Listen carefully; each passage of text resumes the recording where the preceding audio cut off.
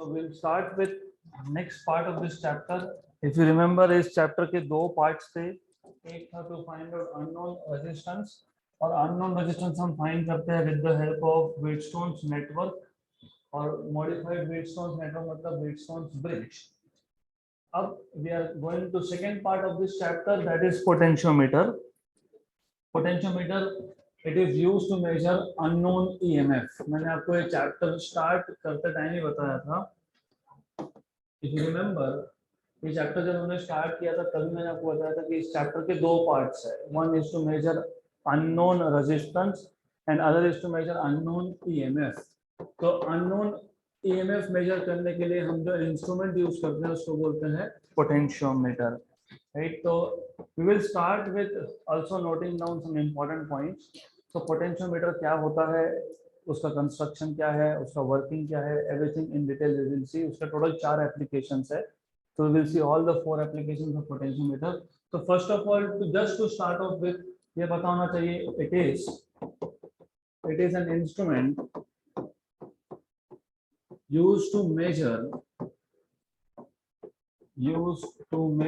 unknown EMF,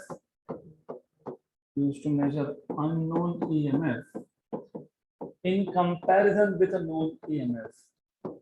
जैसे वहां पे भी हमने अननोन रेजिस्टेंस फाइंड किया था in comparison with known resistance, यहाँ पे भी हम लोग ईएमएफ फाइंड करेंगे unknown in comparison with known EMF,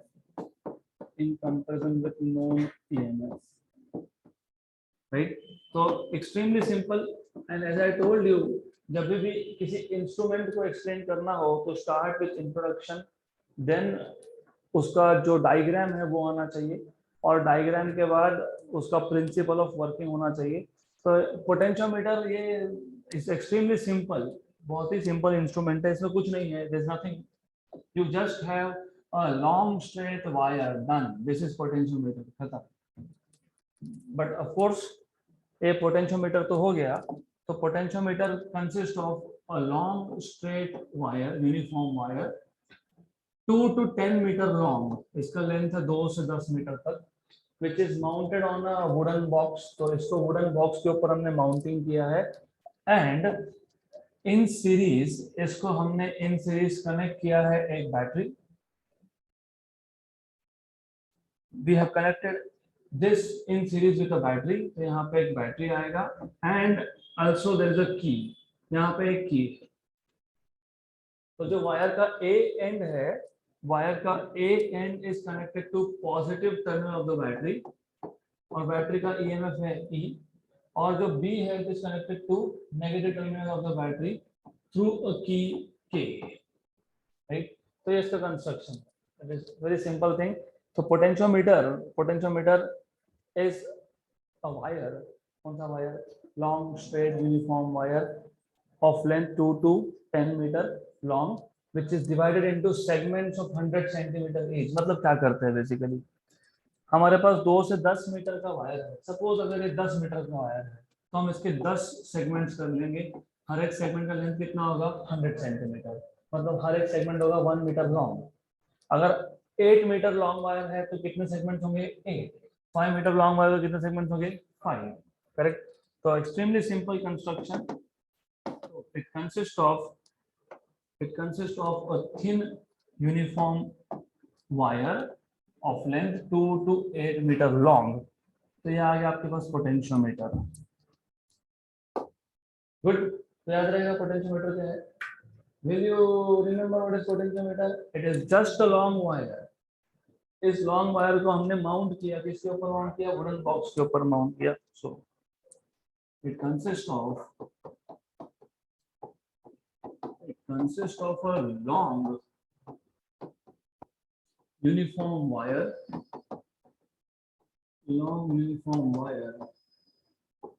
2 meter to 10 meter long, okay, mounted on a wooden box, right. Then divided into segments of 100 centimeter each, divided into segments 100 centimetre each. तो 10 metre का अगर wire होगा तो 10 segment होंगे, 5 metre का wire होगा तो 5 segment होंगे, सो ऑन सो फोर्थ। है क्लियर? ये जो वायर है, ये वायर, इसको नाम देते हैं AB। Good. Then what do you see, ये जो A है, it is connected to positive terminal of battery of source of EMF। तो ये wire AB is in series with a battery and a key. अब rheostat भी होता है, लेकिन रियोस्टैट इसमें नहीं दिखाया, जब हम उसका एक्चुअल यूज करेंगे तब देखेंगे रियोस्टैट, तो बाद में देखेंगे। फॉर द टाइम बीइंग जो बेसिक आइडिया है वो पहले डेवलप करेंगे। तो it is so simple. Then it is connected in series with, या फिर you can say a source of EMF and a key are connected in series. A source of EMF, a source of EMF। अब इसको ना मैं cell बोल रहा हूँ ना इसको मैं बैटरी बोल रहा हूँ, क्योंकि ये सेल भी हो सकता है, ये बैटरी भी हो सकता है। तो source of EMF E and a key is connected in series with potentiometer wire, in series with potentiometer wire। और जो पोटेंशियोमीटर वायर है, इसका जो A पॉइंट है, it is connected to positive terminal. तो point A is connected to positive terminal of the battery या फिर of the source, and point B is connected to negative terminal, via through a key, connected to negative terminal through a key।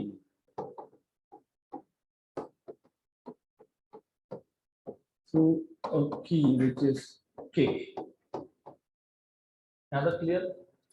Good, simple। Then जैसे ही की, ये जो की था, अगर ये ओपन था, ये ओपन होगा तो circuit is in break condition.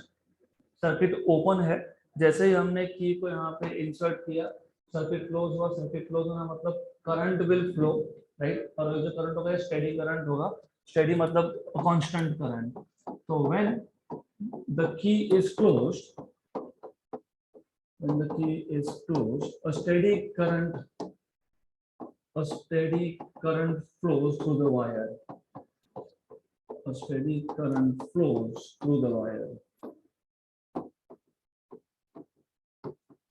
थोड़ा सा इसमें थ्योरी ज्यादा है, little bit theory, and then we will come to derivation. flows through the wire, that is why we will have to note down some important points। but ये याद रखना पड़ेगा आपको, अगर आ जाए question explain construction working of potentiometer तो 3 marks. तो इतना आपको लिखना है, it is an instrument used to measure unknown EMF in comparison with known EMF, right. अभी तक हम अननोन या नोन EMF कुछ भी कनेक्ट नहीं किया है। अभी तक हमने सिर्फ एक वायर लिया, उसको बैटरी लगा दिया। ये बैटरी का ये जो सोर्स है ये नोन है, अननोन वो बाद में देखेंगे। अब फिलहाल तो बेसिक कंस्ट्रक्शन समझ लो। तो just you have a battery, you have a wire, एक की है। A point is connected to positive terminal of the battery, B is connected to negative terminal of the battery through a key, right? Then इसका principle of working क्या है? Principle of working आपको पता होना चाहिए। Well by the way, principle of working पे जाने से पहले, फॉर एग्जांपल, अगर मेरे पास 2 प्लेट्स है, इन दोनों प्लेट्स में पोटेंशियल डिफरेंस 10 वोल्ट है। तो what do you understand bye 10 volt of potential difference? 10 volt का पोटेंशियल डिफरेंस मतलब ये होता है अगर ये 10 वोल्ट है, ये 0 वोल्ट है, या फिर ये -5 है तो ये +5 है, राइट। या फिर ये -3 है तो ये +3 है, करेक्ट। तो पोटेंशियल डिफरेंस 10 वोल्ट होना मतलब ऐसा हो सकता है कि एक प्लेट डायरेक्ट 0 पोटेंशियल पे है, दूसरा प्लेट 10 वोल्ट पे है। एक प्लेट का +5, दूसरे का -5, एक का +3, एक का -3। ये याद रखना। ये अगर समझा होगा तो प्रिंसिपल ऑफ पोटेंशियोमीटर समझने में ज्यादा इजी रहेगा।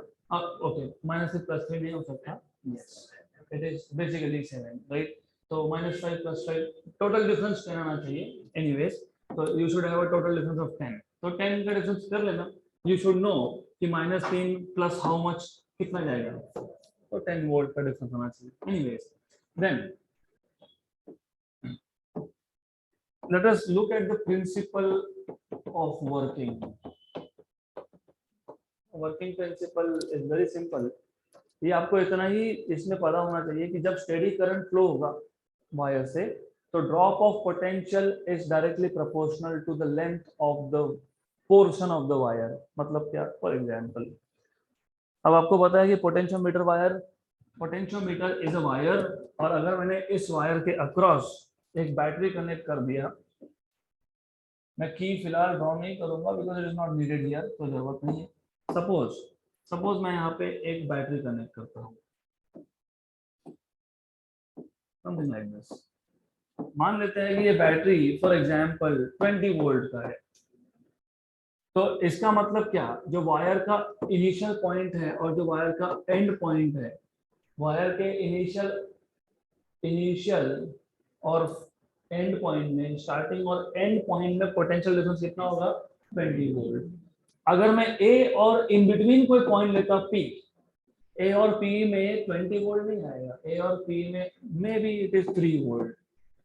कोई और पॉइंट लेता हूँ P dash, may be this is 10 volt, right. क्योंकि आपको ये पता है वायर कंडक्टर है, कंडक्टर का रेजिस्टेंस होता है, जहां जहां रेजिस्टेंस होता है वहां वहां पोटेंशियल का ड्रॉप होता है। तो वेरी ऑब्वियस, अगर मैं वायर का लेंथ 1 मीटर लेता हूँ, टोटल 10 मीटर का वायर था, टोटल कितना था, 10 मीटर, क्योंकि पोटेंशियोमीटर वायर का लेंथ कितना होता है, 2 to 10 metre.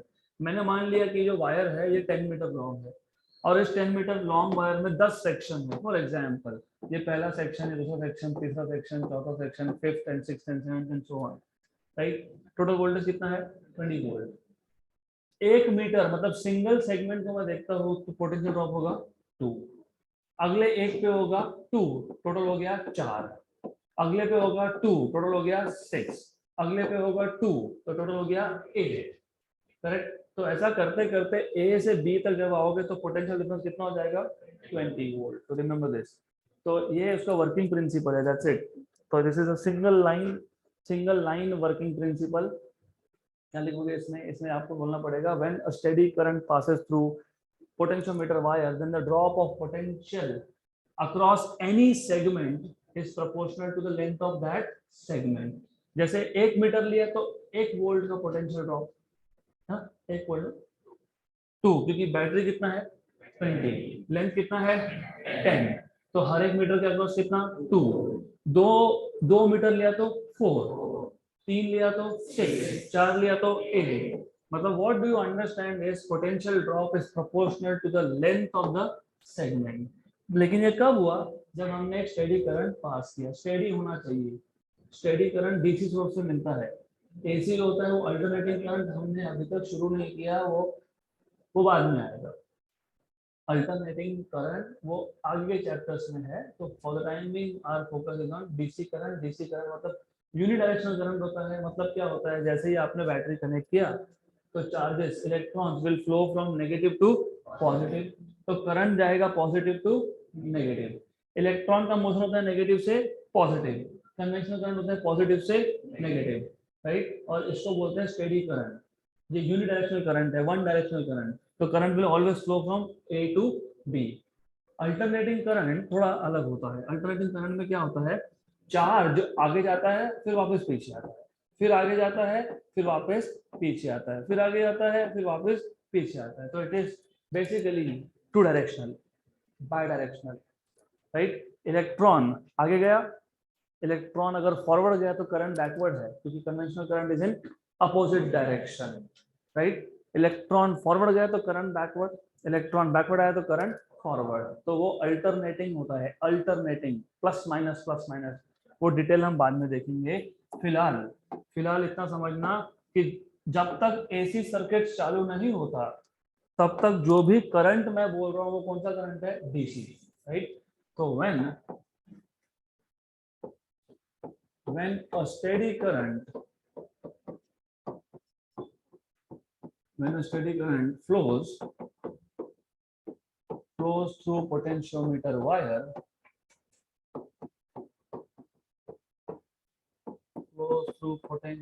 wire drop of potential या potential drop of potential across any section, इसको आप any portion भी बोल सकते हो, any section भी बोल सकते हो, any segment भी बोल सकते हो, क्योंकि हमने सेगमेंट 10 मीटर तो 10 सेगमेंट, 5 मीटर तो 5 सेगमेंट, तो हमने सेगमेंट में डिवाइड करके रखा है. तो when a steady current flows through potentiometer wire, drop of potential across any segment is directly proportional to the length of that segment. Is directly proportional to the length of that segment. The length of that segment. Simple, clear है यहाँ तक? अब हम ऐसा करेंगे, एक potentiometer ले लेते हैं, यही ले लेते हैं, दिस इज पोटेंशियोमीटर इटसेल्फ, और ये सबसे सिंप्लीफाइड वर्जन है पोटेंशियोमीटर का. हम थोड़ा सा इसको चेंज करने वाले हैं बाद में, not now but later on. तो ये हमारे पास आ गया पोटेंशियोमीटर. लेट अस से ये जो वायर है ए बी, इसका लेंथ है कैपिटल एल, इसका टोटल रेजिस्टेंस है capital are. VAB is potential drop across A and B, correct? Sigma is, याद है सिग्मा क्या था? रेजिस्टेंस पर unit length. Total resistance by total length, इसको बोलते हो सिग्मा. तो जो जो बेसिक पैरामीटर है हम लोग पहले वो नोट डाउन कर लेंगे, then we will derive an equation. तो लेट, और बहुत सिंपल टॉपिक है, इट इज सो सिंपल, कुछ याद रखने जैसा नहीं है यहाँ पे. क्या है? वायर है, वायर तो लेंथ होगा, let L be the length of wire A B. अगर वायर है तो वायर कंडक्टर है, कंडक्टर है तो रेजिस्टेंस होगा. Let R be resistance of wire A B. पूरे के पूरे वायर का रेजिस्टेंस कितना है? Capital R, right? पूरे वायर का, रिमेंबर मैंने वायर का सेक्शन नहीं लिया अभी तक, पूरा का पूरा वायर. फिर आर पता है, एल पता है, तो सिग्मा डिफाइन कर दो, आर बाय एल. इसको आप बोलोगे रेजिस्टेंस पर यूनिट लेंथ, रेजिस्टेंस पर यूनिट लेंथ, फिर हमको और क्या लगने वाला है? VAB. VAB क्या है? Potential drop across A and B, potential drop across A B, right? Then current कौन सा था? स्टेडी करंट था, उसको बोल देंगे I be the current through the wire, current through the wire. Clear? तो बेसिक पैरामीटर डिफाइन कर लिया हमने. L लेंथ है, R रेजिस्टेंस है, सिग्मा रेजिस्टेंस पर यूनिट लेंथ है, VAB पोटेंशियल ड्रॉप है अक्रॉस AB, I है करंट है. और according to principle of potentiometer, अभी लिखा हमने, स्टेडी करंट जब पास होगा तो drop of potential is directly proportional to the length of the segment of wire. तो अगर मैं VAB देखता हूँ, मतलब मैं पोटेंशियल ड्रॉप डायरेक्टली A और B पॉइंट में देखता हूँ, तो क्या आएगा? So according to principle of potentiometer,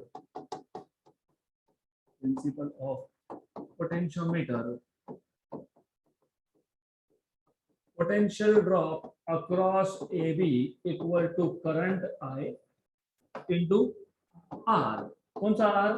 RAB.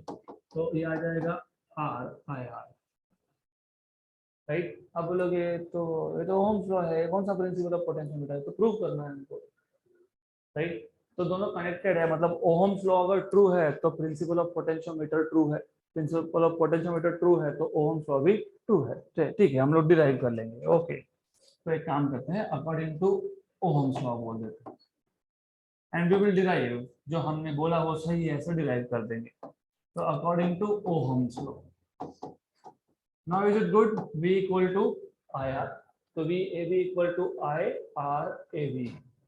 R क्या है? रेजिस्टेंस है. किसका रेजिस्टेंस है? AB का. इसको क्या बोल के रखा था हमने? R. यहाँ तक क्लियर? गुड.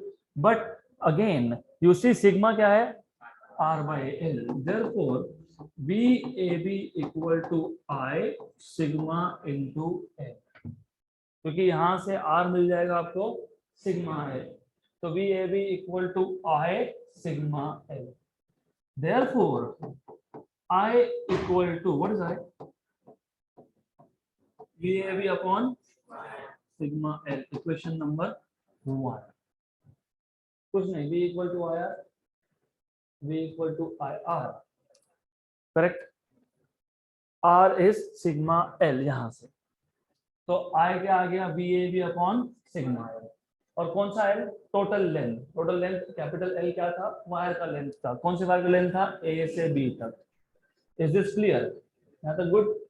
अब हम एक काम करेंगे, अब हम एक दूसरा पॉइंट ले लेंगे यहाँ पे, सम पॉइंट P, राइट, इस P पॉइंट का डिस्टेंस A पॉइंट से है small l, length of AP equal to let us say small l, good, so let us consider a point P such that, consider a point P on the wire AB such that length AP is equal to L। अब बोल सकते हो, अब आप क्या करोगे, VAP, what is Ohm's law, I into RAP। एक चीज समझ लो अच्छे से, ये पूरा का पूरा सेम वायर है, तो जितना करंट IAP से जाएगा उतना ही करंट IAB से जाएगा, ये दो वायर नहीं थे, सेम वायर है, राइट। AP तो AB वायर का ही पार्ट है ना, तो जितना करंट AP से होगा उतना ही AB से होगा, यहाँ तक क्लियर। देन RAP, वहां पे RAB कैसे फाइंड किया था, सिग्मा इंटू L, वहां पे कौन सा है, कैपिटल L, क्यों कैपिटल L, क्योंकि AB का लेंथ कितना था, कैपिटल L, यहाँ पे AP का लेंथ कितना है, तो इसको लिखोगे I सिग्मा L AP, फिर अगले स्टेप में लिख दोगे I सिग्मा स्मॉल l, तो potential drop VAP will be equal to I, लेकिन I क्या था, VAB अपॉन सिग्मा L, तो VAB अपॉन सिग्मा L, और यहाँ क्या है, sigma into small l, cancel and cancel, therefore VAP is proportional to small l।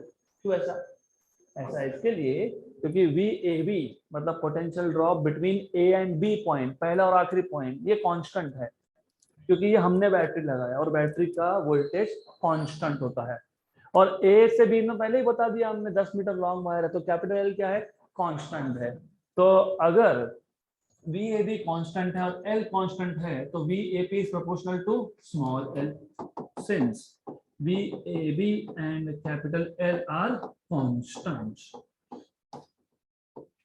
हमने potentiometer का प्रिंसिपल क्या लिखा था, ड्रॉप ऑफ पोटेंशियल मतलब V is directly proportional to length of that segment, हो गया proof. thus therefore drop of potential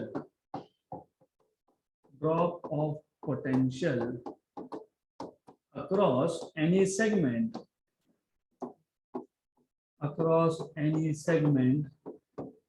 is proportional to the length of that segment, is proportional to the length of that segment।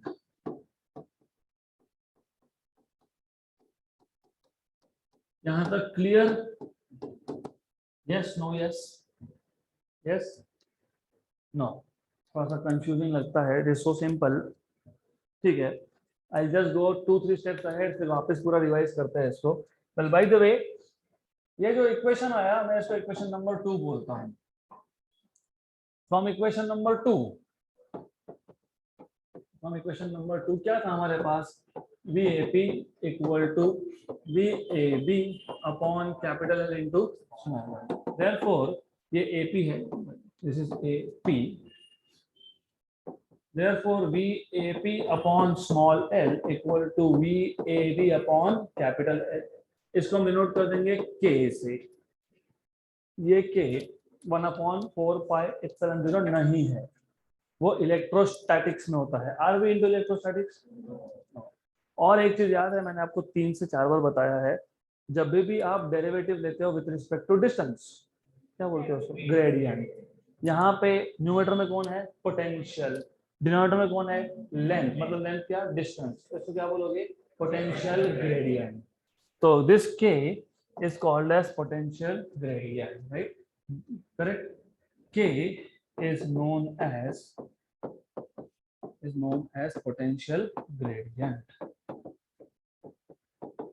then जब आपने ऐसा लिखा VAP upon length of AP equal to VAB upon length of AB, आप ऐसा भी लिख सकते हो ना, कोई और पॉइंट ले लेता मैं यहाँ पे P डैश, फिर मैं कंटिन्यू करता VAP dash upon length of AP dash, फिर और एक पॉइंट ले लेता मैं Q, फिर मैं बोलता VAQ upon length of AQ equal to constant.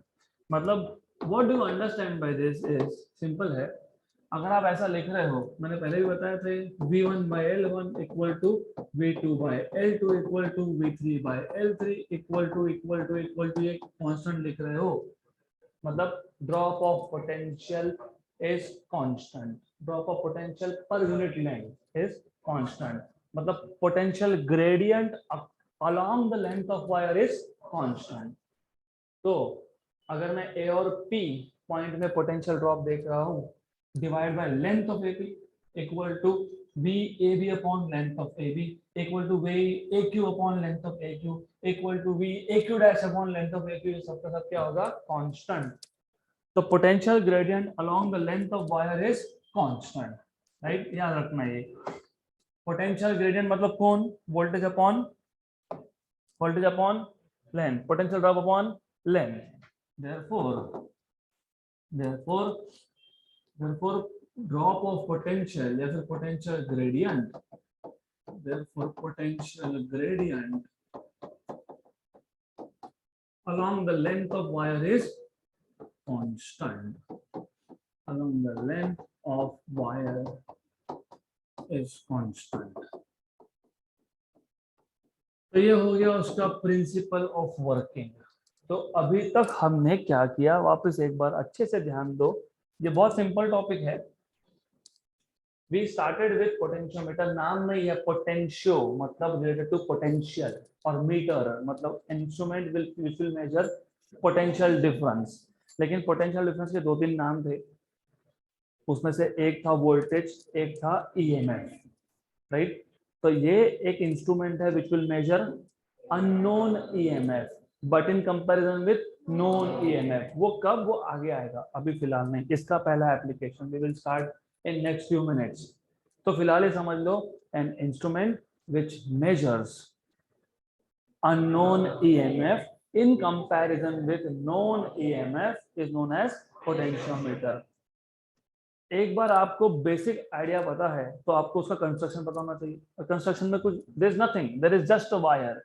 So potentiometer consist of a long uniform wire. Uniform क्यों, क्योंकि लेंथ थिकनेस हर जगह पे सेम होना चाहिए। ऐसा नहीं चलेगा कि एक जगह पे थिक है बाकी जगह पे थिन है। तो it consist of a long uniform wire. Long कितना long, 2 to 10 metre, mounted on a wooden box, correct, mounted on a wooden box, याद रखना आगे काम में आएगा। mounted on a wooden box divided into segments each of 100 centimetre length. अगर 5 metre long लेते हो तो 5 सेगमेंट होंगे, 6 मीटर लॉन्ग लेते हो तो 6 सेगमेंट होंगे, 8 मीटर लॉन्ग लेते तो 8 होंगे, 10 मीटर लॉन्ग लेते तो 10 सेगमेंट होंगे इसके टोटल। ये था A पॉइंट, ये था B point. Total length of the wire is L, मतलब यहां से लेके तो यहां तक वायर का लेंथ है L। Then a battery of EMF E is connected in series with this wire। A battery of EMF E, and a key are connected in series with this wire,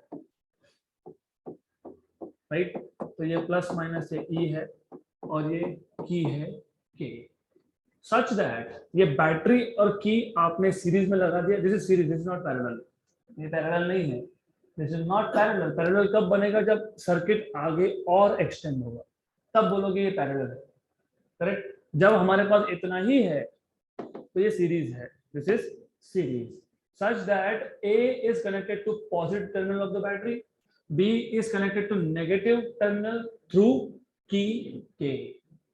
तो जैसे ही की को close किया, a steady current flows through potentiometer wire AB। यहाँ तक clear? Now when a steady current flows through wire AB, अभी principal पे आ गए हम लोग, प्रिंसिपल ऑफ वर्किंग। ये principle of working of potentiometer है। when a steady current flows through potentiometer wire, जैसे ही स्टेडी करंट फ्लो हुआ, drop of potential across any segment और any portion is proportional to length of that portion, length of that segment, correct. हमको ये prove करना है जो हमने अभी अभी स्टेटमेंट बोला, when a steady current flows through a potentiometer wire, the drop of potential across any segment is directly proportional to length of that segment। ये प्रूव करना है तो we start with what we know. What do you know? अगर voltage है, resistance है, current है, तो what do you know? V equal to I R, Ohm's law. तो V A B equal to I R A B. लेकिन ये जो are A B है इसको हमने बोला है R, total length of, total resistance of the wire.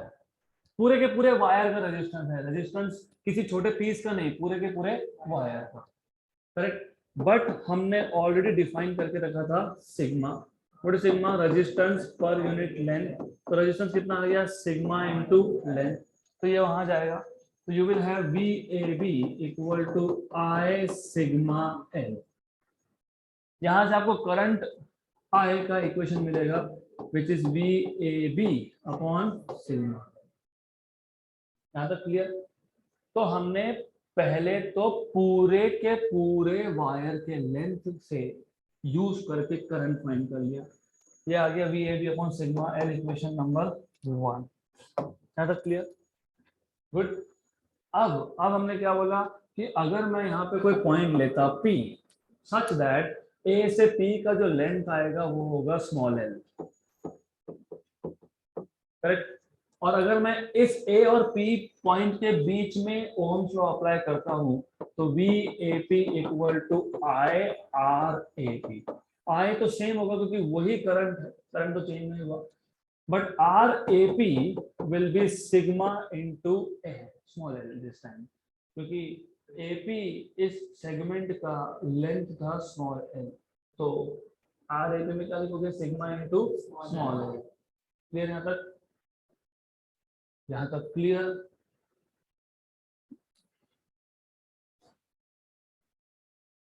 Good. Then V A P equal to I क्या है? V A B upon sigma capital L into sigma small L. Sigma sigma cancel.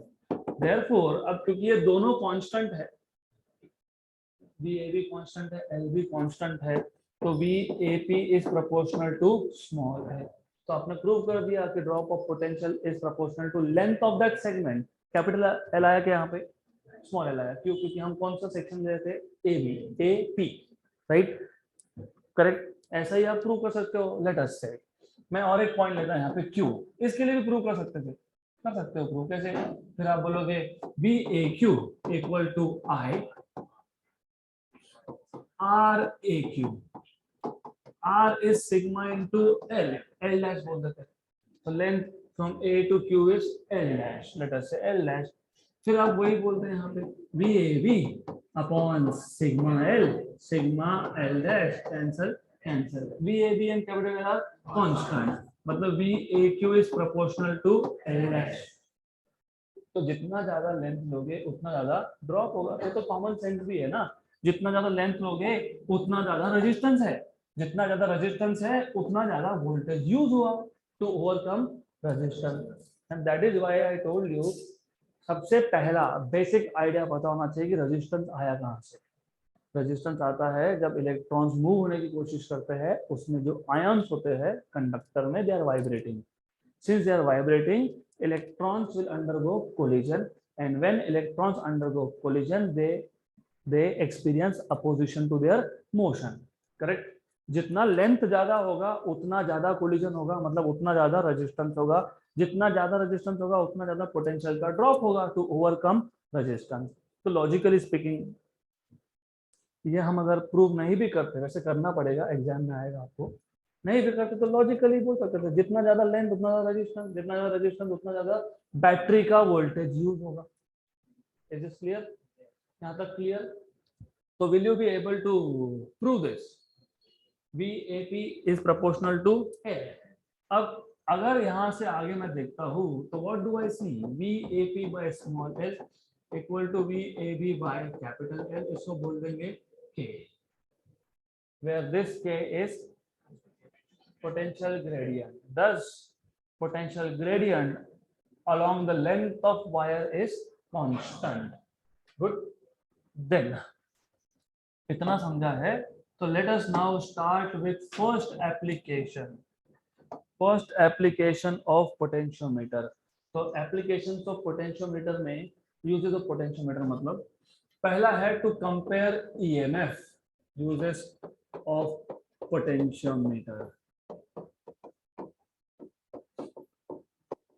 सबसे पहला to compare EMF. अभी वो sequence आगे पीछे हो भी गया होगा तो आई डोंट नो, बट ठीक है. To compare EMFs of two cell. और ये याद रखना, फिजिक्स में कभी भी कंपेयर बोला मतलब रेशियो आने वाला है. If you say comparison of two resistances तो R1 by R2, comparison of two EMF तो E1 by E2, तो रेशियो आने वाला है. ये दिमाग में पहले फिट करके रखो.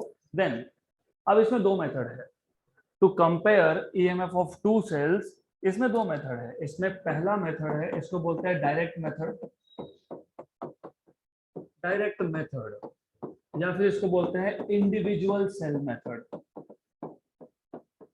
Individual cell method. मैं लिखने का काम पूरा का पूरा बाद में करूंगा, पहले अच्छे समझ लो.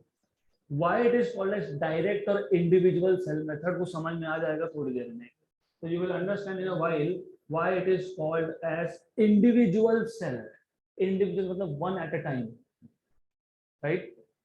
दोनों सेल में से जिन दोनों सेल का EMF कंपेयर करना है, उन दोनों में से एक ही सर्किट में होगा, एक सर्किट में नहीं होगा एट अ टाइम, राइट.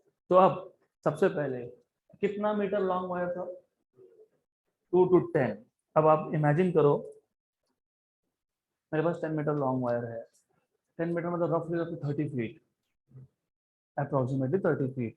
मतलब इस क्लास के स्टार्ट से तो इस क्लास के एंड तक, दिस इज रफली 26. इससे भी बाहर जाएगा.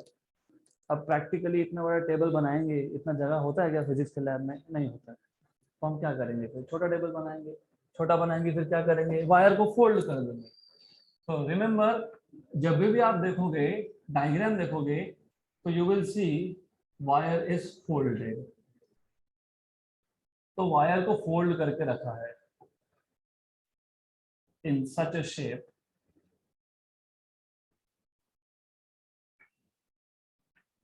तो ये हो गया वायर का folding, right.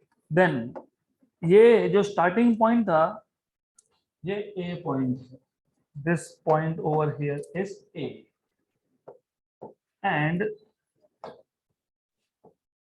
This point over here is B. ये आ गया आपके पास B पॉइंट. यहाँ तक clear? A point and B point वो यही वही वायर का A और B है. A और B है. फिर हमने इन सीरीज क्या लगाया था? हाँ, what you connected in series? Battery and key. Clear? उसमें से जो A पॉइंट था वो था connected to the positive of the battery. इसका मतलब मैं यहां से निकालूंगा एक और कनेक्शन जो जाएगा बैटरी को, उसके बाद जाएगा की को, और फिर जैसे पिछले केस में देखा आपने, पिछला केस मतलब कौन व्हिटस्टोन्स ब्रिज, उसमें एक रियोस्टैट था, यहाँ पे भी एक रियोस्टैट है.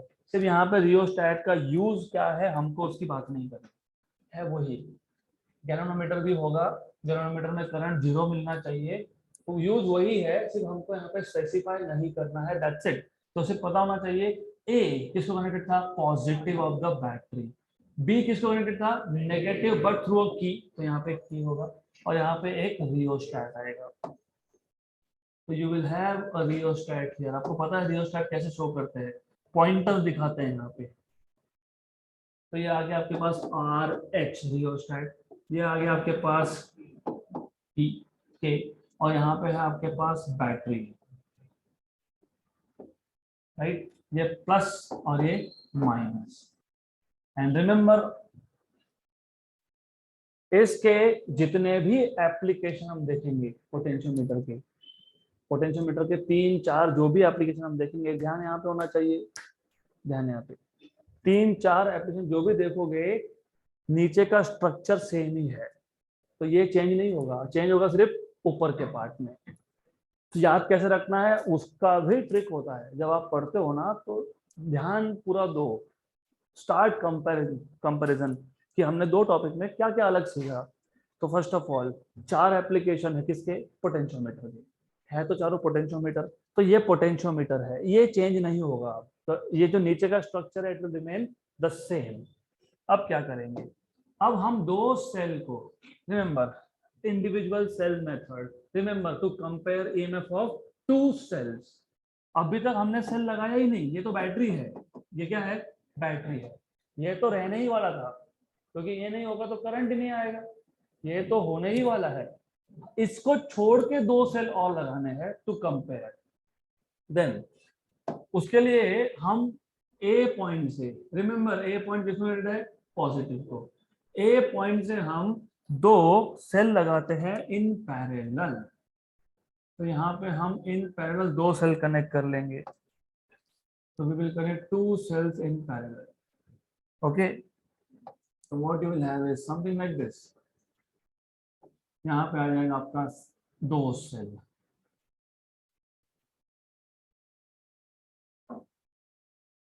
राइट, और एक कनेक्शन, ठीक है, do something like this later, बाद में देखेंगे इसको, और याद रखना यहाँ पे हमारे पास आएंगे how many cells, 2 cells, 2 cells, और यहाँ पे आएगा की K1 and K2, then you have a cell here, ध्यान यहाँ पे चाहिए, दिस इज 1 सेल, इसको मैं बोल दूंगा E1, और नीचे और एक सेल है इसको हम बोल देंगे E2, और यहाँ पे आपके पास है की, 2 की है, एक K1 एक K2, और यहाँ पे यह है E1 एंड E2, तो इन दोनों को कंपेयर करना है, राइट, तो जो 2 सेल्स के ईएमएफ को कंपेयर करना है हमने उसको किस में लगाया है, पैरेलल में, ऐसा लगाया है कि दोनों सेल का positive terminal it is connected to A point and A is in turn connected to positive of the battery, correct. इसमें कंडीशन आएगा वो याद रखना, यहाँ पे ये जो बैटरी है इसका ईएमएफ E1 से भी ग्रेटर है और E2 से भी ग्रेटर है, तो बैटरी इज बेसिकली उसका EMF it is greater than EMF of E1 as well as EMF of E2, ये मस्ट कंडीशन है, नहीं तो फिर आपका सेटअप कोई काम का नहीं, तो it is very important condition, good, clear यहाँ तक। देन पॉजिटिव पॉजिटिव तो कनेक्ट कर दिया ए पॉइंट को, negative negative, negative and negative दोनों का थ्रू की K1 एंड K2, दोनों का नेगेटिव नेगेटिव ये की के थ्रू एक गैल्वेनोमीटर को कनेक्टेड है, दिस इज गैल्वेनोमीटर G, और गैल्वेनोमीटर का जो दूसरा एंड है वो जॉकी को कनेक्टेड है, you know jockey, yes, basically a pointer, a rod, metallic rod with a very sharp knife edge which can be moved, जिसको हम लोग स्लाइड कर सकते हैं, which can be basically moved anywhere on this wire, यहाँ तक clear, पूरा setup समझ में आया, यस, तो अगर आपको इतना सेटअप समझ में आया तो now what you can do is, दो केसेस याद रखना, मैंने आपको नोट्स में दो केसेस बना के दिए हैं, टेक्स्ट बुक में शायद स्ट्रेट अवे था। दो केसेस, दोनों केसेस हम लोग इन कंपैरिजन देख लेंगे, केस 1 एंड केस 2। केस 1 में जो ऊपर का ईएमएफ E1 है, ये की को क्लोज कर दो। तो जब आप K1 की को क्लोज कर रहे हो मतलब ऊपर का सर्किट कंप्लीट हुआ, मेक हुआ, इसको मेक एंड ब्रेक बोलते हैं। तो ये मेक हुआ मतलब कंप्लीट हुआ। कंप्लीट हुआ मतलब E1 ये सर्किट में है और ये ओपन है, तो ये सर्किट में नहीं है। कौन सर्किट में नहीं है? A2। तो case number 1, K1 is closed end K2 is open. इसका मतलब E1 is in circuit and E2 is not in the circuit. Now the clear? Good. Is this clear? अब अगर E1 सर्किट में है तो E1 का EMF use होगा to circulate current. याद रखना, मैं बार बार बोल रहा हूं, ये ध्यान दो। यहाँ पे जो I करंट था, ये I करंट किसने ड्राइव किया था? बैटरी ने। तो सिमिलरली यहाँ पे भी जो I करंट होगा वो कौन ड्राइव करेगा? बैटरी। क्लियर? तो बैटरी का करंट तो है ही है, एडिशनली क्योंकि हमने ये K1 को क्लोज करके रखा है तो E1 सर्किट में है, तो E1 का भी करंट ड्राइव होगा, और करंट तो पॉजिटिव से नेगेटिव ही होता है। तो E1 का करंट कहाँ आएगा? यहाँ पे आएगा। इसको बोलते थे लेट अस से I डैश, राइट? इसको बोलता हूँ मैं I, बैटरी के करंट को बोल देता हूँ I, और सेल के करंट को बोल देता हूँ I डैश। यहाँ तक क्लियर? गुड। अब हम क्या करेंगे, हम ये जो जॉकी था इसको अलग अलग पॉइंट पे टच करेंगे और ऐसा पॉइंट ढूंढेंगे P such that current through galvanometer is 0। अगर गैल्वेनोमीटर में करंट 0 हुआ इसका मतलब ये नल पॉइंट है। इसका मतलब जो सेल था, अब जब गैल्वेनोमीटर से करंट कितना है? 0। तो इसका मतलब ये जो सेल E1 है अब कोई करंट ड्राइव नहीं कर रहा, क्योंकि करंट कितना हो गया? 0। करंट 0 होना मतलब सेल E1 सर्किट में होके भी यूज नहीं हो रहा। What do you understand by this? Current through galvanometer 0 means even if E1 is in the circuit but उसका एनर्जी यूज नहीं हुआ टू ड्राइव करंट। किसका यूज हुआ? E का। किसका यूज नहीं हुआ? E1 का। यहाँ तक क्लियर? गुड। अब जब example, best examples you will find in your home only somewhere. For example, मेरे पास एक सेट ऑफ सेल है, I have some cell here. अब ये सेल को मैंने सर्किट में लगा के नहीं रखा है, सपोज लगा भी लेता लेकिन बैलेंस कंडीशन में, नल कंडीशन में होता, इसका मतलब इसका वोल्टेज यूज हो रहा है क्या? वोल्टेज यूज नहीं होने का क्या मतलब होता है? उसका मतलब ये होता है कि अगर मैं बैटरी के सेल के पॉजिटिव और नेगेटिव के अक्रॉस एक वोल्ट मीटर कनेक्ट करता हूँ तो जितना इसका वोल्टेज है, इसका वोल्टेज कितना है? 10 वोल्ट, 10 वोल्ट। तो कितना मिलेगा मुझे? नहीं, एक सिंगल की बात कर रहा हूँ मैं, सिंगल की कितना मिलेगा? यूज ही नहीं हो तो कितना मिलेगा? 10। जब यूज ही नहीं हुआ तो कितना मिलेगा? 10 वोल्ट। तो ये चीज याद रखो हमेशा, सर्किट में सेल है लेकिन सेल करंट ड्राइव नहीं कर रहा है। अगर ड्राइव करता तो ड्रॉप ऑफ पोटेंशियल होता ना, करंट चलाएगा, करंट को ड्राइव करेगा मतलब रेजिस्टेंस को ओवरकम करेगा, रेजिस्टेंस को ओवरकम करेगा तब जाके ड्रॉप होगा, तब जाके आपको 10 नहीं मिलेगा, 10 से कम मिलेगा। 2 मीटर वायर यूज कर लिया तो 8 वोल्ट मिलेगा, 3 यूज कर लिया तो 7 वोल्ट मिलेगा, लेकिन करंट ही ड्राइव नहीं हो रहा है। तो अब ए और पी इन दोनों पॉइंट में अगर मैं वोल्ट मीटर लगाता हूं तो मुझे कितना वोल्टेज मिलना चाहिए, पूरा का पूरा कितना है, E1। Is this clear? अगर सेल सर्किट में है लेकिन बैलेंस नल कंडीशन में है, मतलब गैल्वेनोमीटर से करंट कितना है, 0 है, मतलब ये सेल E1 सर्किट में होके भी करंट नहीं ड्राइव कर रहा है, E2 सर्किट में नहीं है क्योंकि की तो हमने क्लोज नहीं किया। तो अगर मैं A और P के अक्रॉस वोल्ट मीटर लगाता हूं तो I will get is total, what total E1 across A and P। Late us से ये जो लेंथ ऑफ AP था इसको बोल देंगे L। यहां तक क्लियर, राइट? लेकिन VAP मतलब कौन, E1 है ना, वोल्टेज अक्रॉस AP क्या आएगा, E1। क्यों E1 अभी बताया, यूज ही नहीं हुआ। This is equal to what, IR, किसका R, AP का। But what is R, sigma into small. ये आ गया आपके पास equation number 1। Clear, good. Then अब आ जाओ केस 2 पे।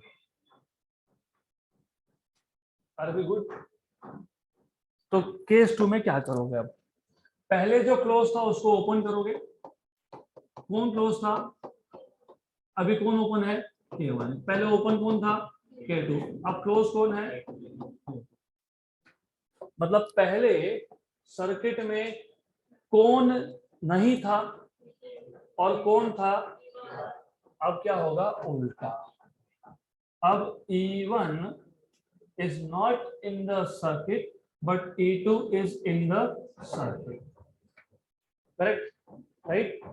बाकी का स्टोरी वही है।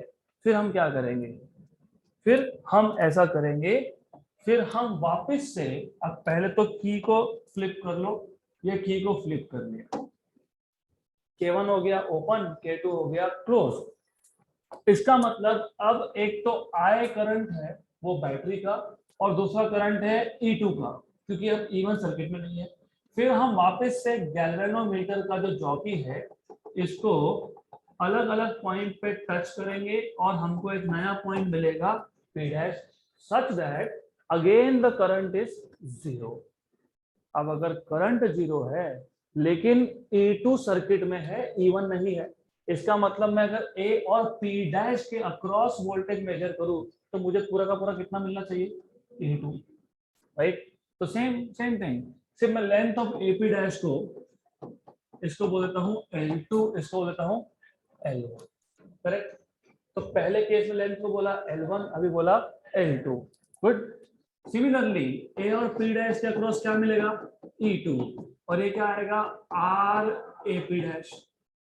तो E2 equal to I sigma L2, equation number 2। तो क्लियर? हमको क्या करना था, to compare EMF of two cells, right, by individual cell method. हो गया इंडिविजुअल सेल मेथड, देखो था क्या इंडिविजुअल सेल मेथड, एक ओपन एक क्लोज, मतलब एट अ टाइम एक ही सर्किट में है दूसरा नहीं है, इसे क्या बोलते हैं, इंडिविजुअल सेल मेथड। अब दो इक्वेशन मिल गए तो दोनों को डिवाइड कर दो, तो इक्वेशन 1 को इक्वेशन 2 से डिवाइड कर देंगे, तो ये आ जाएगा I sigma L1 upon I sigma L2, cancel cancel and cancel. तो यहां से हमको मिल जाएगा E1 upon E2 equal to L1 upon L2। यहां तक क्लियर, गुड, राइट? तो मैंने पहले ही बताया, by comparison with a known EMF। Unknown EMF कैसे मिलता है, in comparison with known. Very good. Then as I told you, ये पूरा का पूरा सेटअप कहाँ था, वुडन बॉक्स। ये वायर के नीचे क्या होता है, स्केल, मतलब L1 और L2 तो फाइंड कर लेंगे, तो नीचे रीडिंग है उसके, मिल जाएगा। ये 110 सेंटीमीटर, मान लो ये 150 सेंटीमीटर, तो मिल गया। दोनों में से एक पता हो, सपोज E2 पता है तो क्या मिलेगा, E1। अगर E1 पता तो क्या मिलेगा, E2। तो it is just like R1 upon R2 equal to R3 upon, तो out of 4 you need to know 3, right? It is just like meter bridge, x upon r equal to lr upon 100 minus lr. lr can be measured with the help of scale mounted below the wire, right? और r तो variable था, वो तो हमने set किया था, तो हमको पता था. तो सिमिलरली इस इक्वेशन से what you can do is you can find out unknown EMF in comparison with known EMF and by measuring L1 and L2. Good, good. तो अब वापस हम एक बार इसको रिपीट करेंगे. We will just note down important points, not much of theory, क्योंकि theory बाकी आपके पास है ही नोट्स में, तो जरूरत नहीं है उसका इतना. You can just do it by yourself. सिर्फ important things. So what is important is this. Direct method, individual cell method. इसके नीचे का स्ट्रक्चर आपको अच्छे से पता होना चाहिए. ए से बी तक कौन है? वायर, पोटेंशियोमीटर का वायर. पोटेंशियोमीटर क्या था? एक वायर था, उसको इन सीरीज कौन था? बैटरी, मतलब सोर्स ऑफ ईएमएफ और की, करेक्ट. और बैटरी का पॉजिटिव था ए को और नेगेटिव था बी को थ्रू की, तो थ्रू की. यहाँ पे क्या है? Rheostat. And as I told you, rheostat वही उसका यूज है जो पिछले केस में था. याद है? डिफ्लेक्शन अगर हमको सेम डायरेक्शन में नहीं मिले, अपोजिट डायरेक्शन में नहीं मिले, एक डिफ्लेक्शन होना चाहिए नेगेटिव, एक होना चाहिए पॉजिटिव, तो क्या एडजस्ट किया था हमने? रियोस्टैट. यहाँ पे भी वही केस है. ए पे टच करूंगा, पहले रीडिंग देखूंगा 1 एम्पियर, बी पे टच किया, रीडिंग देखा 5 एम्पियर. 1 और 5 के बीच में 0 आता है क्या? नहीं आता है. फिर क्या करेंगे? रियोस्टैट को एडजस्ट करेंगे. फिर चेक करेंगे ए पे टच करके, देखेंगे हाँ -1, okay. Touch B, you see 3 ampere, okay. तो -1 से 3 के बीच में यू हैव अ 0. मतलब अब क्या करेंगे? ए से बी तक अलग अलग पॉइंट पे कांटेक्ट करके देखेंगे. एक पॉइंट ऐसा आएगा जब आई जी की वैल्यू हो जाएगी 0. तो ये मेथड को भी क्या बोलेंगे? Null deflection method. क्योंकि यहाँ पे भी आपको गैल्वेनोमीटर में क्या मिल रहा है? Null deflection. अब ए पॉइंट से हमने 0 मतलब नल. अब ए पॉइंट से हमने ऊपर की तरफ यहाँ पे 2 सेल लगा दिए in parallel to each other. दोनों सेल का positive is connected to a point, मतलब connected to the positive of battery. Good, clear? Under condition की जो ईएमएफ है किसका? बैटरी का. ये E1 से भी ज्यादा है और E2 से भी ज्यादा है, मतलब E is greater than E1 as well as greater than E2. Clear यहां तक? देन दोनों सेल का नेगेटिव ये की के थ्रू, K1 एंड K2 के थ्रू किसको कनेक्टेड है? गैल्वेनोमीटर. गैल्वेनोमीटर का दूसरा एंड कहां कनेक्टेड है? जॉकी को. यहां तक क्लियर? गुड. तो नाउ इन दिस केस ज्यादा, as I told you, I will not write down much क्योंकि it is simple to write down. अभी वो सब दिया ही मैंने आपको. तो E1 and E2 are 2 cells connected in parallel as shown in figure. तो सिर्फ slide few points we will write. E1 and E2 are 2 cells which are connected in parallel such that positive terminals of both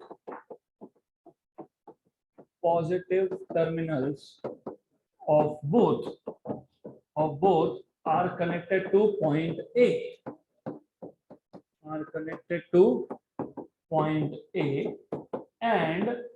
and negative terminals are connected to, and galvanometer negative terminals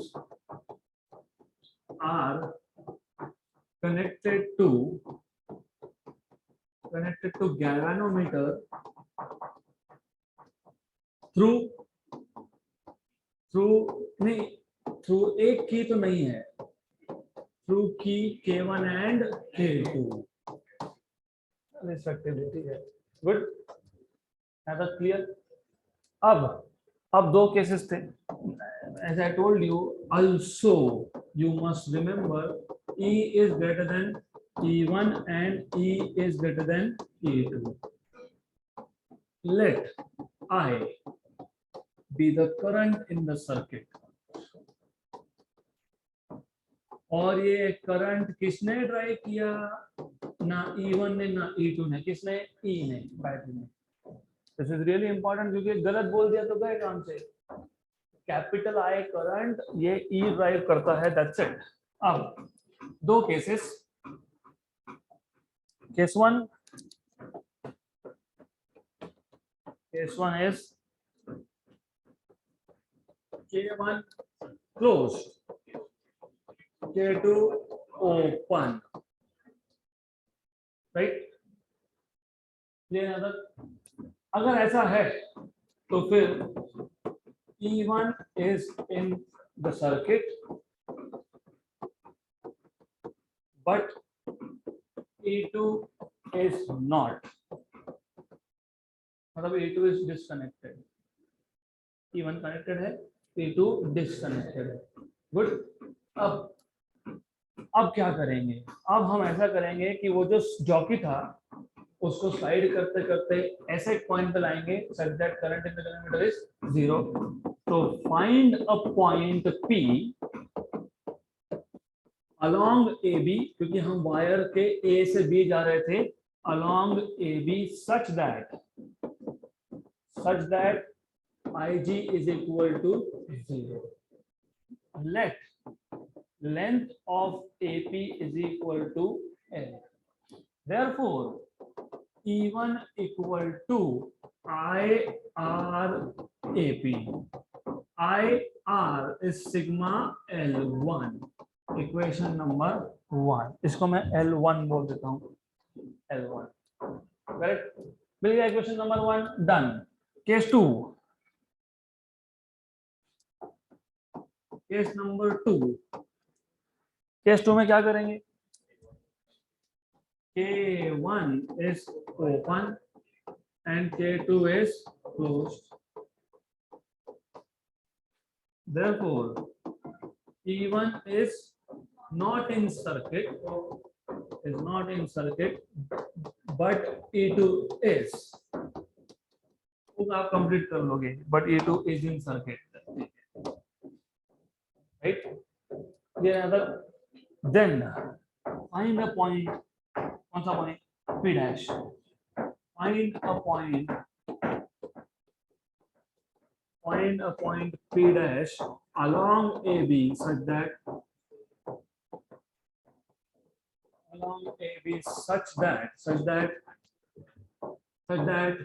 IG is equal to 0. Let AP dash equal to L2, मतलब actually length AP dash equal to L2. Therefore, E2 equal to IR AP dash. So E2 equal to IR AP dash is sigma L2 dash नहीं, sigma L2. Equation number 2. Divide equation number 1 by equation number 2. तो क्या आएगा, E1 upon E2 equal to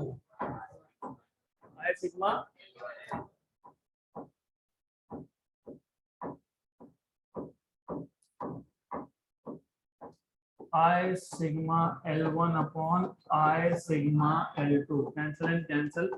So L1 upon L2. So E1 upon E2 equal to L1 upon L2. So this is how you can find out E1. Of course, L1, L2 can be measured, whereas E1 और E2 में से एक पता होना चाहिए. तो this is called as individual cell method या फिर direct method. अब जो अगला मेथड है उसको बोलते हैं सम एंड डिफरेंस या फिर कॉम्बिनेशन मेथड. तो कॉम्बिनेशन मतलब दोनों के दोनों सर्किट में होंगे. इंडिविजुअल सेल मतलब एक होगा, कॉम्बिनेशन मतलब दोनों वैसे दोनों के दोनों होंगे. सम एंड डिफरेंस मतलब क्या, तो एज आई टोल्ड यू कि जो इसके नीचे का है, this part is the same. तो ये पार्ट आपका सेम ही रहने वाला है, सिर्फ जो ऊपर का सर्किट का स्ट्रक्चर है that will change. So we will just quickly see what is the difference between these two. Okay, so just a minute.